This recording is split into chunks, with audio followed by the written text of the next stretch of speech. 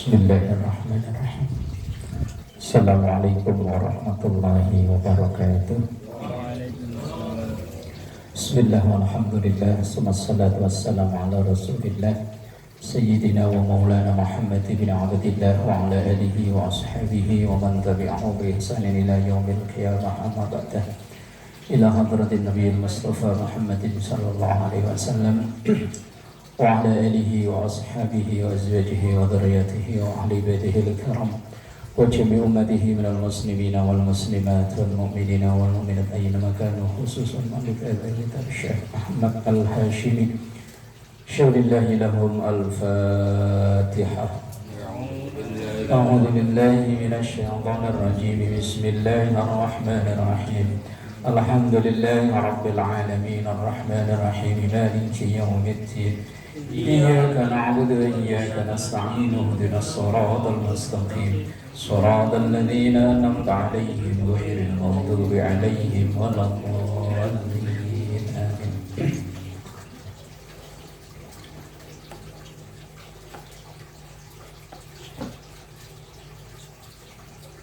Huruf lam ya. Bismillahirrahmanirrahim. La ayyakhudha ahadukum hablahu thumma yaghdu ilal jabali fayati bihuzmati hatabin fayabi'uha fayakuffullahu biha wajdahu khairun lahu min ayyas'alan nasa aqtawhu aw mana'uhu. Rawahul Bukhari wa Muslim. La ayyakhudha, hendaknya mengambil ahadukum, salah satu di antara kalian atau seseorang yang mengambil hablahu, kabelnya. Ternyata kabel di bahasa Arab ya. Habl, hablun minallah, hablum minannas. Tali ya. Ya tali ya. Kabel kan tali ya. Iya, dari bahasa Arab ya, kabel. Iya, kabel di bahasa Arab. Habl. Seseorang yang mengambil talinya, summa yaghdu, kemudian pagi-pagi ilal jabali, ia ke bukit gunung. Fayati bihusmati hatubin, kemudian ia mengambil seikat kayu bakar.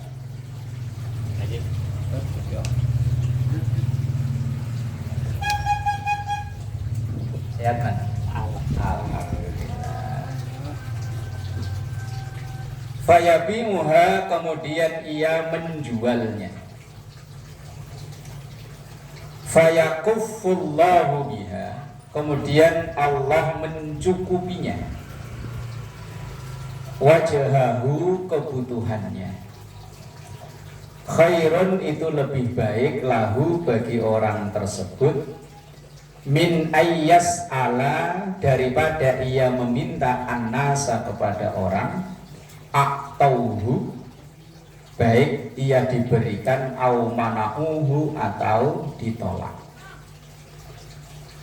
Ini hadis Rasulullah menyatakan bahwa orang yang bekerja itu lebih afdol, lebih terhormat, walaupun pekerjaannya itu semisal ia bawa tali kemudian ke gunung ngambil kayu bakar kemudian dijual untuk memenuhi kebutuhan keluarganya, itu jauh lebih baik dan lebih terhormat daripada orang yang kerjaannya minta-minta.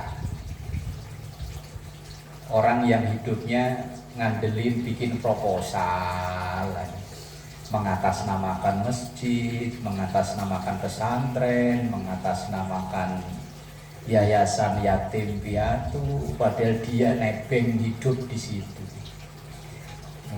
Banyak sekarang itu memang orang yang hidupnya nebeng di situ. Ketika dapat bantuan, kemudian buat mewah-mewahan dia. Makanya ketika Deddy Mulyadi mengaudit dana hibah banyak ustadz kiai yang marah-marah. Ya karena ternyata memang pesantrennya dia itu dana hibahnya yo paling besar. Ya iya. Nah, iya kan.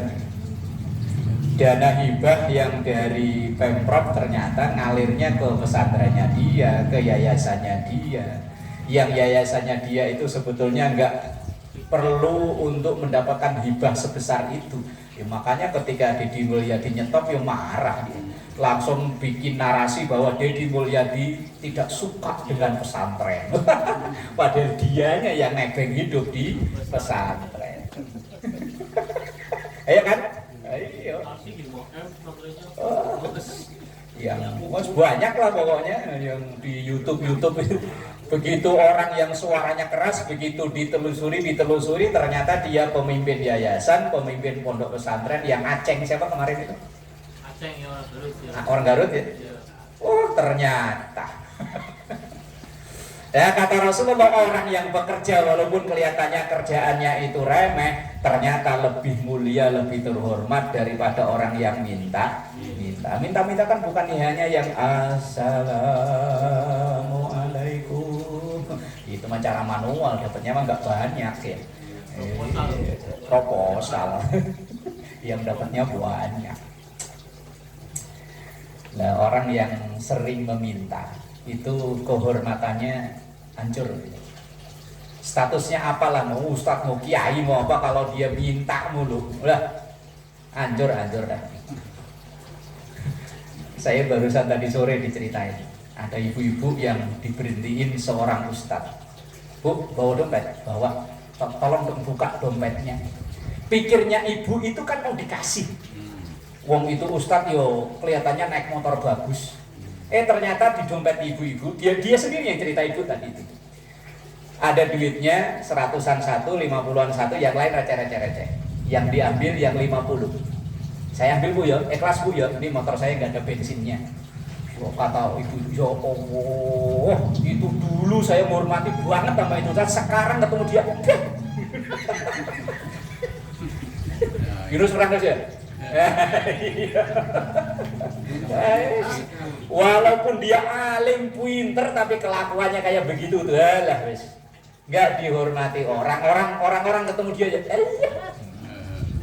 Sampai ada satu majelis taklim itu memberhentikan dia ngajar. Itu memanggil dia itu Kerating Dek. Saya ditanya begini, "Tat, kenal sama Ustaz Kerating Dek?" "Siapa?" "Si itu." "Oh ya kenal.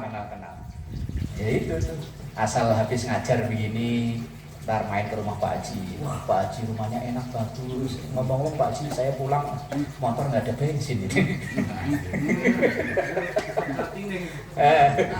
Nyebutnya jamaah itu nyebutnya Kerating deh. Nggak tahu maksudnya apa, nggak tahu sih. Besoknya ganti ke rumah Pak Ustadz Kohar.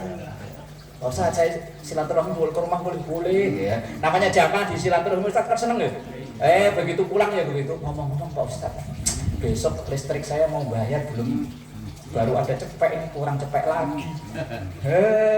Biar dia Ustadz kantong katanya alim, habis kehormatannya udah. Tandain bisa. Iyalah.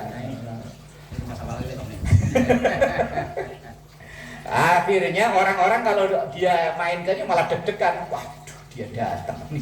Aduh, minta apa lagi? Oh, saya ada urusan san. Yes.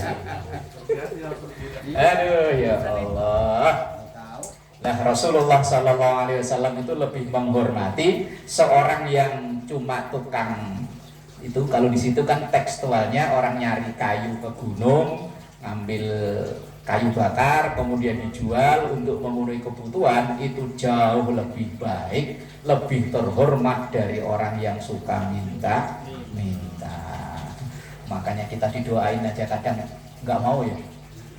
Orang yang suka minta-minta itu kan kalau datang ke rumah kita kan ngedoain ya, assalamualaikum. Nah iya, maaf kan bertanda nggak mau kan. Itu saking nggak ada kehormatannya sama sekali. Ya meminta itu kan halal ya. Meminta itu halal, tapi kalau jadi kebiasaan, wah, langsung kehormatan orang itu hilang. Nah, apapun status sosialnya lah. asal dia kok jadi kebiasaan meminta. Cumi. Kalau zaman dulu cuma minta. Ya Allah. Baru kan? Kalau sekarang Benalu datang. Iya, saya baru tadi sore loh. Pas saya mau pulang ngobrol sampai segitunya, Bu. Iya, masa saya orang tua bohong? Pikir saya itu dia berhentiin saya itu. Saya buka dompetnya juga dompet yang kain diikat ujungnya loh. Lah ibu itu kan pulang ngaji bawa tas, jalannya yang klenok namanya udah sepuh ya. Diberhentiin kirain mau ditambahin, malah yang 50.000 diambil. Rasulullah itu lebih menghormati, lebih respect pada orang-orang yang bekerja walaupun kelihatannya kerjaannya itu hina kayaknya, tapi itu malah yang terhormat. Itu bilangnya minta mau pinjem. Ngomongnya ya itu, ini motor saya nggak ada bensinnya, ini saya ambil ya yang 50. Tapi kan belum ikhlas itu. Lah ya memang jelas gak ikhlas. Wong ibu itu kerjaannya tiap hari jemur nasi kering loh. Ya memang ibu itu anaknya sih luar biasa ekonominya. Cuman dia sehari-hari itu kegiatannya nasi kering dikumpulin, dijemur, tak diliterin itu. Lah. Boh lah. Ya. Bismillahirrahmanirrahim. La ta'murunnal bil ma'rufi wa la tanhawunna 'anil munkar. La ta'murunna itu kalau la-nya dibaca panjang artinya kebalikannya. Kalau dibaca pendek itu perintah, tapi kalau dipanjang artinya larangan. La panjang itu artinya jangan. Itu lanahi, kalau artinya tidak lanafi namanya. Makanya dalam bacaan Yasin itu loh. Itu kalau kebalik artinya bahaya ya. Yang apa? Kok lupa saya. Allah ta'budu syaitan innahu lakum aduwwum mubin. Itu depannya gimana? Gimana Pak Ji? Gimana Gus Roy?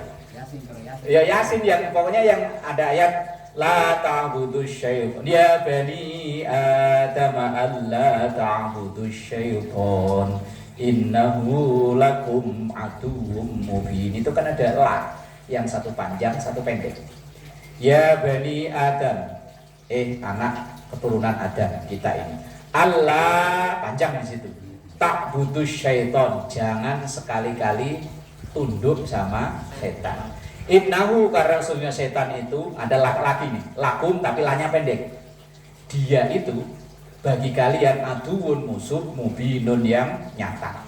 Itu yang benar. Tapi kalau lanya dibalik, ya bani Adam alla ta'budu syaitan, itu artinya anak Adam ayo bareng tunduk sama setan. Makanya kalau habis yasinan kok ada oyo-oyoan berkat, itu berarti baca yasinnya kebalik.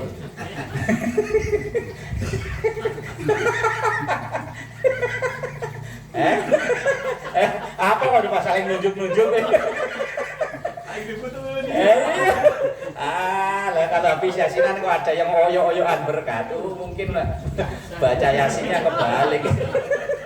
Oh, emang 11-12 jam. Lah iya. Lah ini latak murun, hendaknya sungguh, non di belakang itu namanya non taukid. Latak mur taukid ya bukan tauhid. Kalau tauhid itu artinya mengesahkan. Kalau taukid pakai kaf itu menguatkan. Sungguh memerintahkan bil ma'rufi dengan kebaikan, walatan hawunna anil mungkar, dan mencegah kemungkaran. Hendaknya kalian itu amar ma'ruf nahi mungkar. Atau la yusallitannallahu alaikum syirarakum. Kalau udah nggak ada yang mau amar ma'ruf nahi mungkar, maka bersiap-siaplah la yusallitanallah, Allah akan mengangkat menjadi pemimpin alaikum untuk kalian syirarakum, orang yang paling jahat di antara kalian. Kalau ada pemimpin zalim itu berarti berawal dari masyarakatnya sendiri. Berarti kan begitu pemahamannya ya dari hadis ini.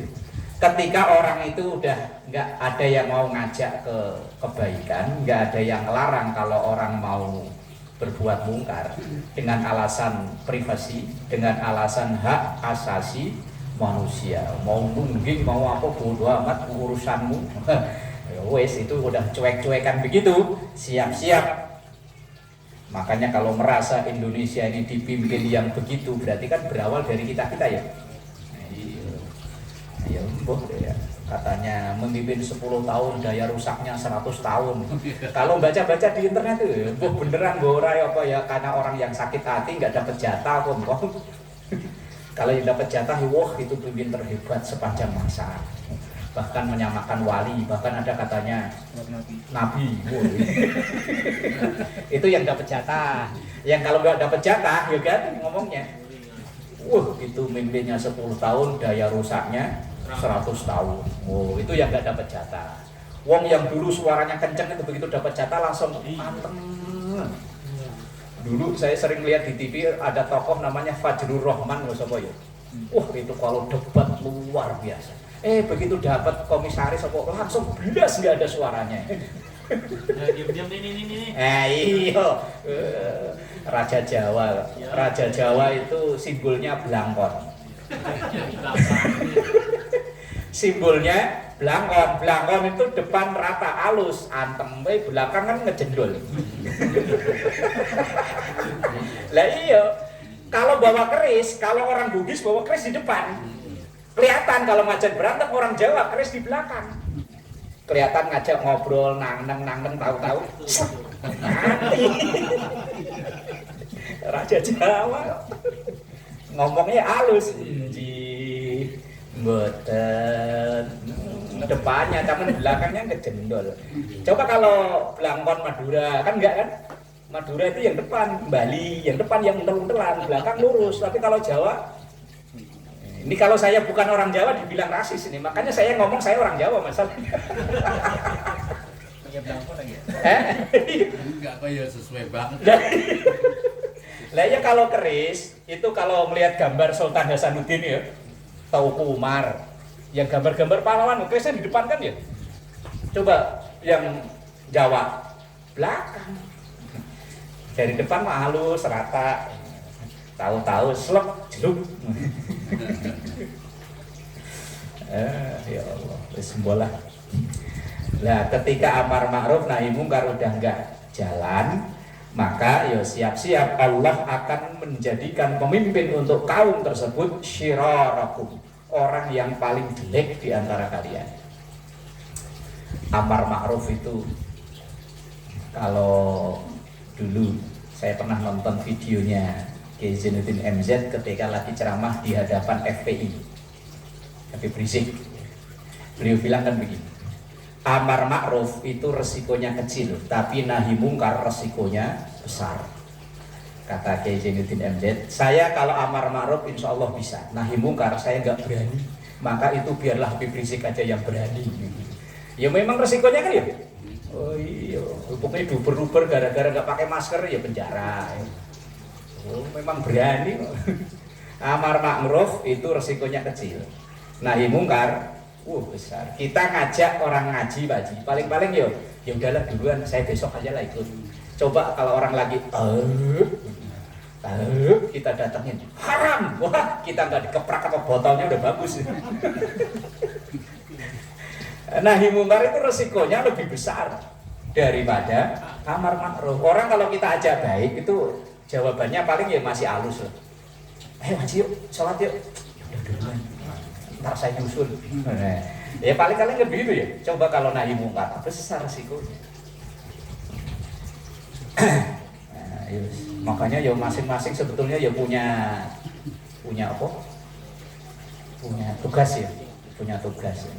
Ada yang tugasnya ya amar ma'ruf, ada yang tugasnya ya nahi mungkar. Lah kalau dua-duanya ini udah nggak jalan, ya wes siap-siap. Yang mimpin itu pasti syirarakum, orang yang paling buruk di antara kita. Lah kalau sudah dipimpin orang yang paling buruk, fayad'u khiyarukum, maka pada berdoa orang-orang soleh di antara kalian, tapi fala yustajaba lahum, doanya itu enggak mempan. Di sini kondisi negara ya, kadung terlanjur dipimpin orang begitu, biar istighosah bolak balik, enggak ngaruh, udah terlanjur kok. Biar diistighosahin loh lah, wis ramempan. Hadis sih masalahnya yang ngomong ini. Rasulullah yang ngomong. Ya bukan kita. Lah kalau udah kadung terlanjur dipimpin pemimpin yang zalim, maka fayad'u khiyarukum, maka berdoalah orang-orang soleh di antara kalian. Khiyar itu kan orang-orang terpilih. Akhyar, orang-orang terpilih. Fala yustajaba lahum, maka doa itu tidak diijabah alias tidak mempan. Wis angel ini. Kalau udah terlanjur gimana lagi? Makanya segelintir kekuasaan itu lebih efektif daripada berjuta dakwah. Dulu Keramat Tunggak itu katanya di demo berkali-kali nggak mempan. Cukup Sutioso sekali tanda tangan, sek Keramat Tunggak bubar. Kalijodo di demo berkali-kali, Ahok ini yang tanda tangan Ahok. Tanda tangan Kalijodo bubar. Alexis, yo, Anis tanda tangan bubar. Di Surabaya apa?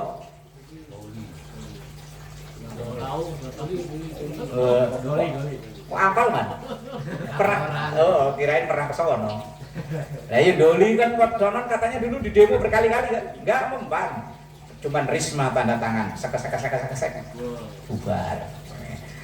Ya wis makanya kekuasaan itu lebih efektif untuk menghilangkan kemaksiatan daripada sejuta nasihat atau fatwa. Di demo berkali-kali, difatwai berkali-kali, enggak mempan. Bismillahirrahmanirrahim. Nah, yang hadis selanjutnya ini yang perdebatan sampai akhir zaman enggak bakalan kelar. La'anallahu, Allah akan melaknat akilar riba, orang yang memakan riba. Wa mukilahu, orang yang menjadi perwakilan ngurusin riba. Wa syahidaihi, dan orang yang menjadi saksi urusan riba. Wa katibahu, dan pencatat riba. Hum fihi sawaun, mereka itu di dalam masalah ini sama saja. Nah, yang jadi perdebatan itu definisi riba, yang kayaknya sampai akhir zaman nggak bakalan selesai. Tenggatan. Tenggatan. Alhamdulillah. Gini loh bang, sesuai bang. Ngaji syek gitu. Wes ngopi kok, gaya kopi. Mana? Gaya kopi mana? Lah, wis aja gampang-gampang kok ya. Entak ya.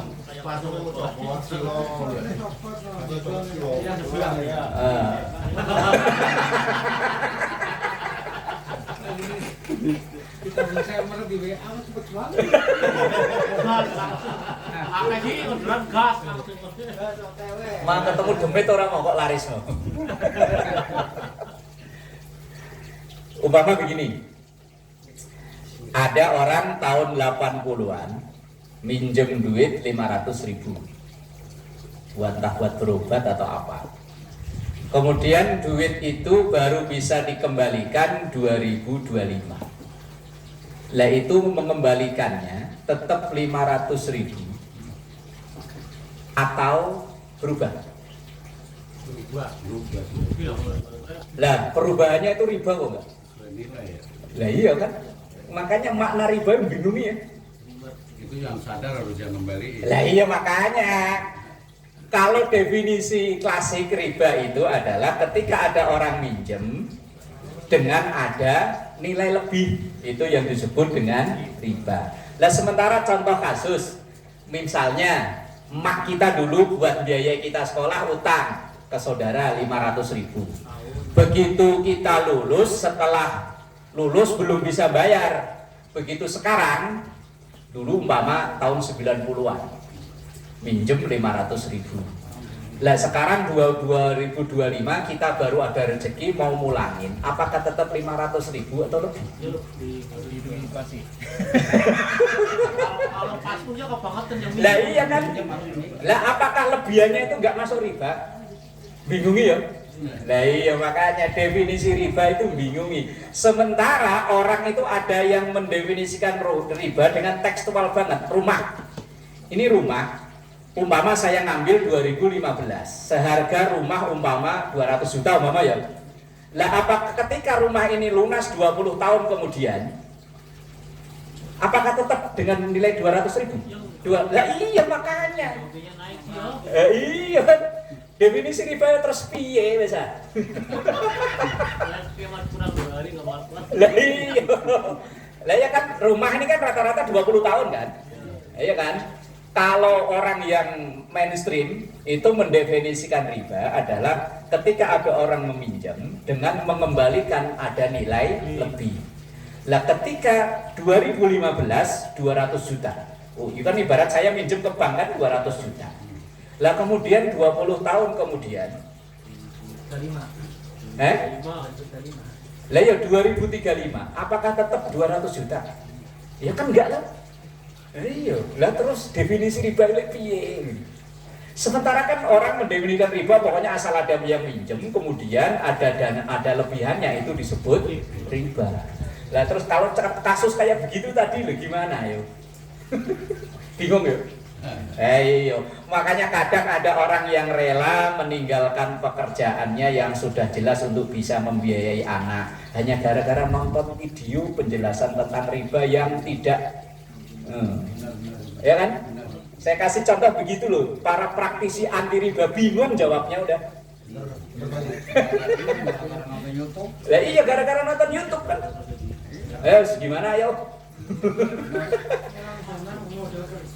Lah iya kan? Iya. Kalau ini contoh rumah kan ya memang ada lembaga kan ya. Yang tadi yang bukan lembaga, yang perorangan tadi loh, minjem 500.000, 20 tahun kemudian apa yang mau dipunjangin 500.000 lagi?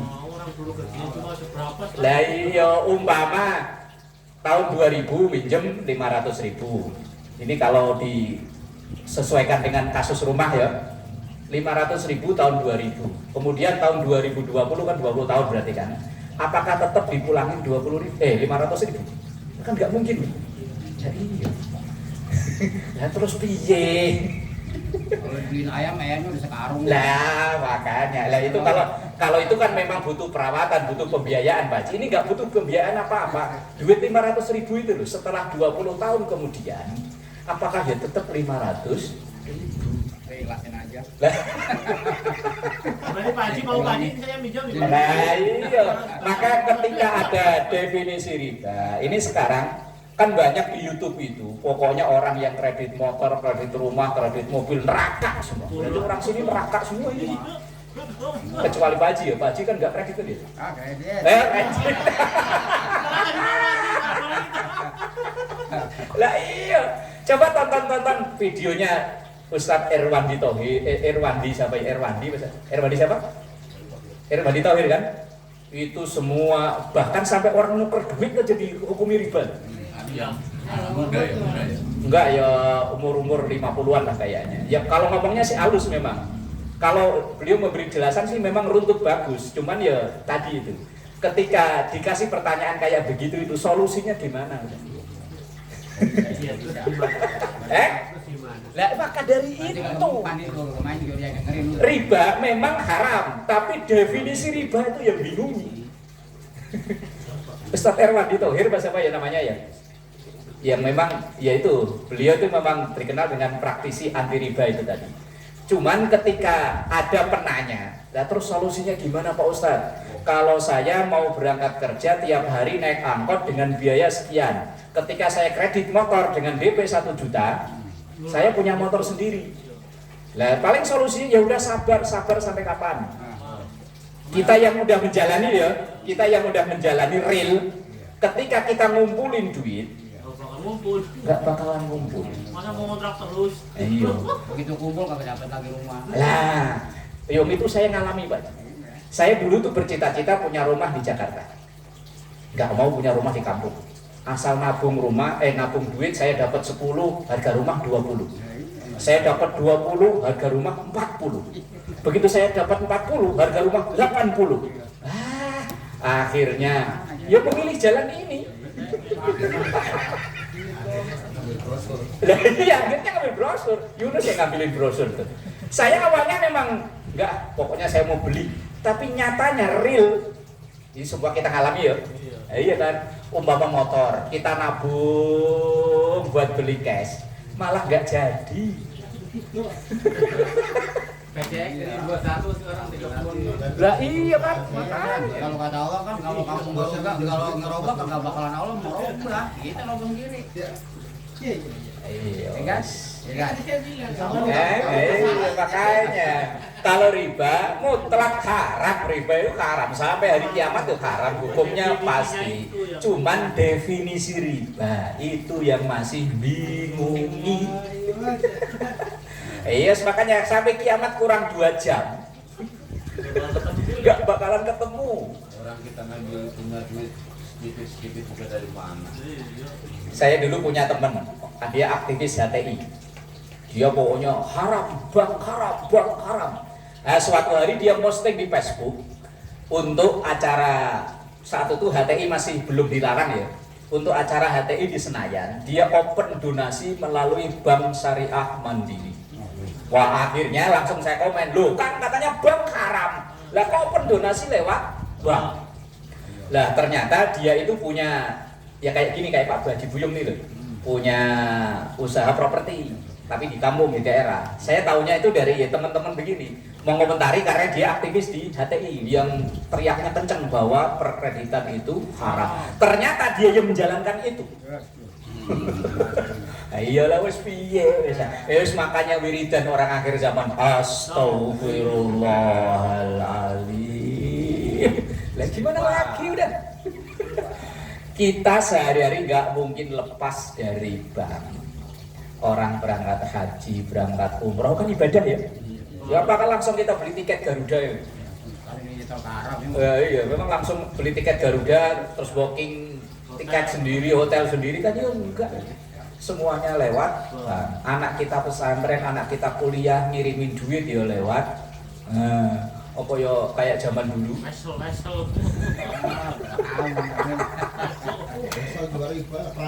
iya. Ya ini amal amal biniat kan. Kata Pak Haji Allah gak rewel ya. Ya kita mau. Ya wis gimana udah ayo. Ya kalau Qur'annya wis jelas. Wa ahallallahu al-bai'a wa harramar riba. Allah menghalalkan jual beli tapi mengharamkan riba. Lah yang jadi persoalan sampai sekarang definisi riba. Ini dikatakan riba apa enggak? Kalau kita baca di fikih-fikih klasik semuanya akan menjawab riba itu adalah lebihan dari pinjaman atau tukar menukar yang ada lebihannya, itu didefinisikan riba. Tapi ketika di definisi itu ketika diterapkan dalam contoh kasus uang 500.000 atau kredit rumah 200 juta dalam 20 tahun, bingung jawabnya. Suruh sabar jawabnya, suruh sabar. Jawabannya suruh sabar. Sabar. Loh, nyatanya saya udah ngalami 11 tahun. Udah jawabannya. Wong saya nikah itu 2005. Itu memang udah bercita-cita pengen punya rumah di Jakarta. Ya nabung sampai 2016. Yang nawari emang dia. Tapi karena itu saya berpikir, wah ternyata ya tadi saya dapat 10 harga 20, saya dapat 20 harga 40. Waduh ya wes akhirnya ya memilih itu. Tapi begitu saya pertanyaan ini dapat dari ceramahnya Gus Bahar bahwa mendefinisikan riba itu tidak semudah itu. Beliau jadi dicontohin itu. Dulu ada orang untuk berangkat haji, misalnya duitnya kurang, minjem uang 500.000 tahun 90. Lah kemudian tahun 2020 ketika dikembalikan 500.000, apakah itu enggak dolim namanya terhadap orang yang punya uang? Uang dulu 500.000 itu bisa buat beli sapi, buat beli ini, lah 500.000 sekarang buat sekali makan juga. Lah iya kan? Apakah kalau tetap dikembalikan 500.000 enggak dolim itu sama yang punya uang? Ayo wes.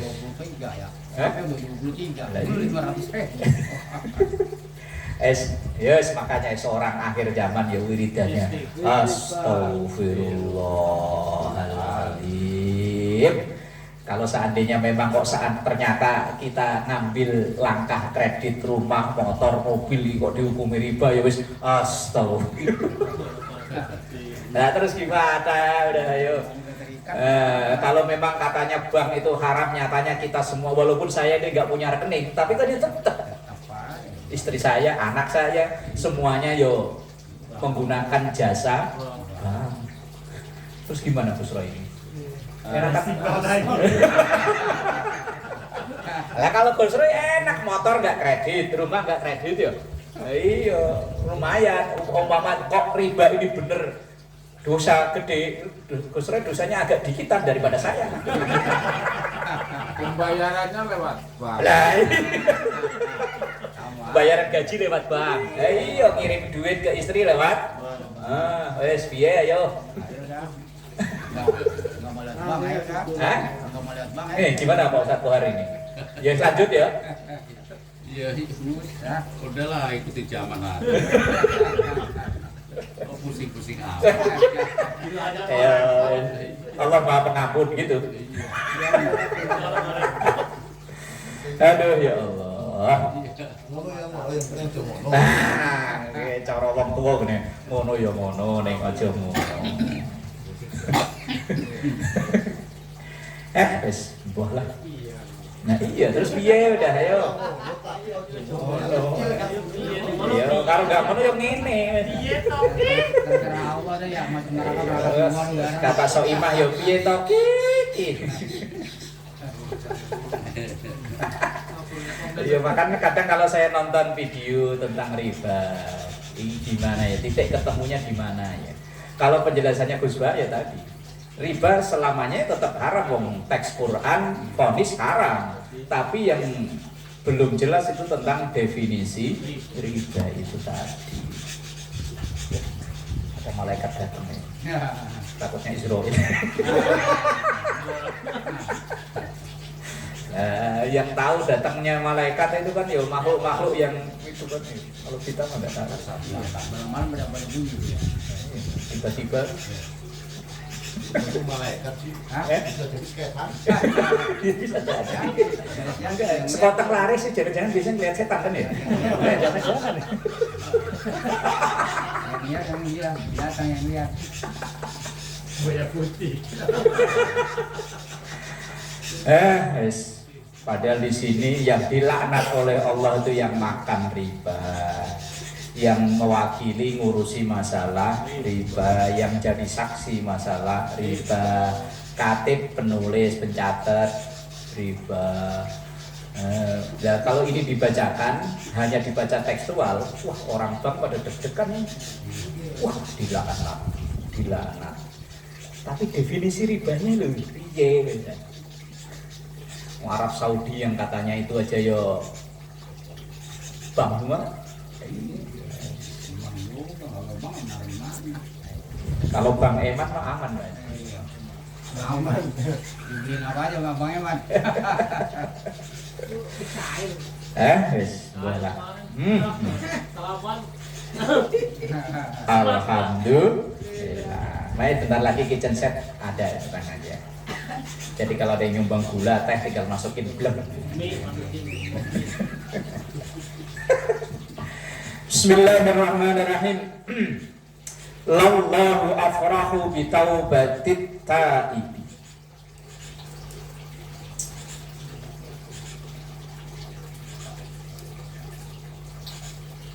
lamloh, lamnya itu lam ibtidah kalau orang belajar nahwu.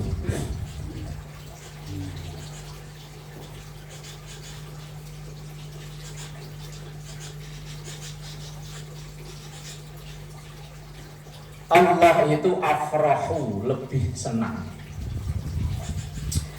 Bitaubatit taibi, dengan taubatnya orang yang bertaubat.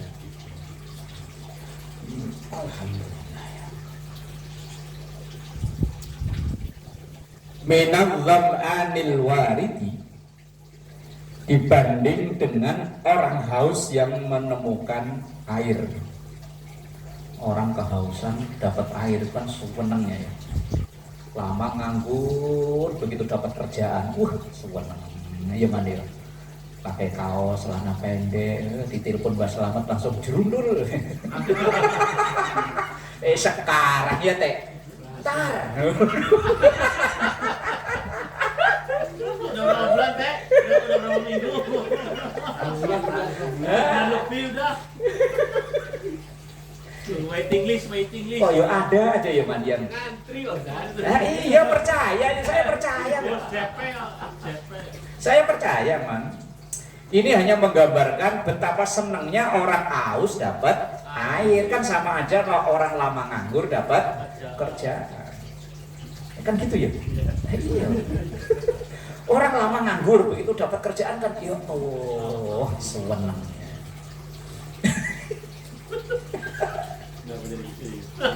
Orang nyambung semua mana? Wa minal aqimi al-walidi, lebih senang daripada orang yang divonis mamdul tapi ternyata punya anak. Udah berumah tangga sekian tahun, mungkin sama dokter divonis mandul, ternyata hamil punya anak, senengnya kayak opo. Ada yang sampai sekian tahun, belasan tahun. Ada yang 16 tahun rumah tangga baru dikaruniai anak, senengnya. Pol. Wa minad dallil wajidi, dan lebih senang daripada orang yang kehilangan barangnya ketemu. Dol itu artinya orang kehilangan, al-wajid ketemu. Piak, semuanya dibongkar, ketemu, loh, senang. Lah, Allah itu lebih senang daripada yang itu tadi. Orang yang kehausan nemu air, orang yang mandul punya anak, orang yang barangnya hilang ketemu, senang. Nah, dapat proyek, senang. Proyek gul, bisa diciriin pasar mikul kerupuk berarti gul.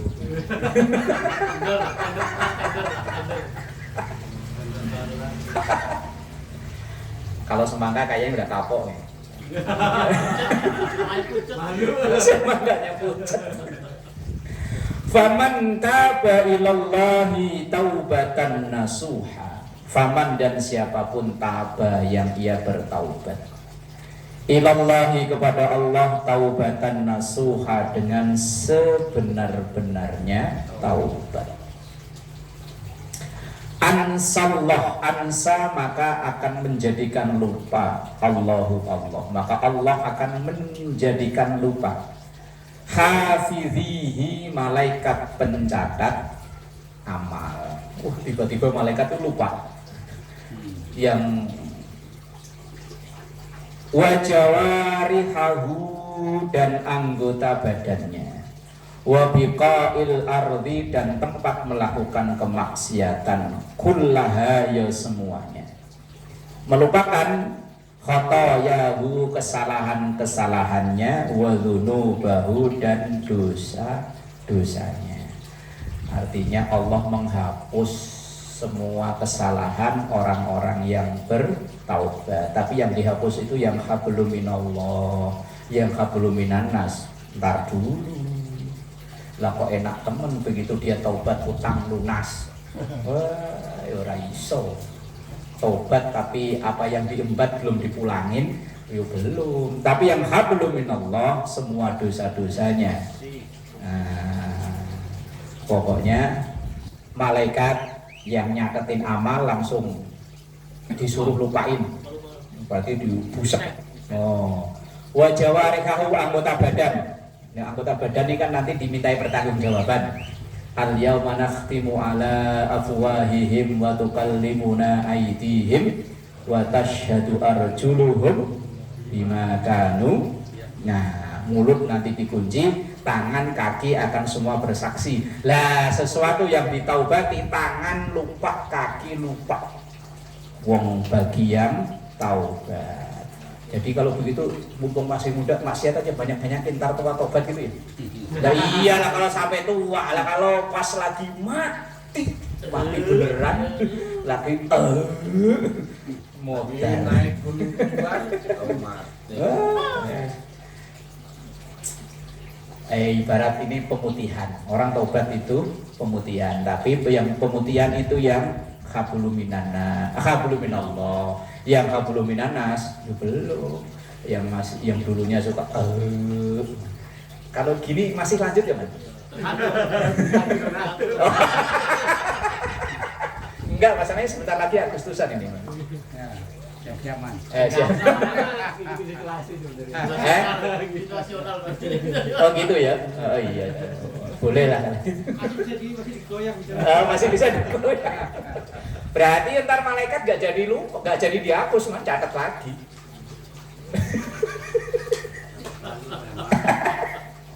Yang salah itu siapa? Yang dosa gede ya.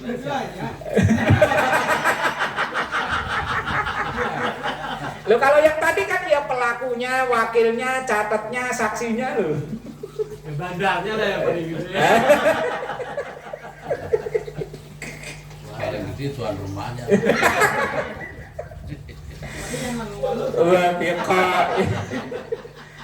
yang dihapus pokoknya tanah yang dulu buat maksiat bikin lupa. Kullaha yo semuanya khotoyahu kesalahannya wa dzunubahu dan dosa-dosanya. Wallahu a'lam bishawab. Langsung Pak. Racik, Mas Jomong racik. Rumah saya berkah.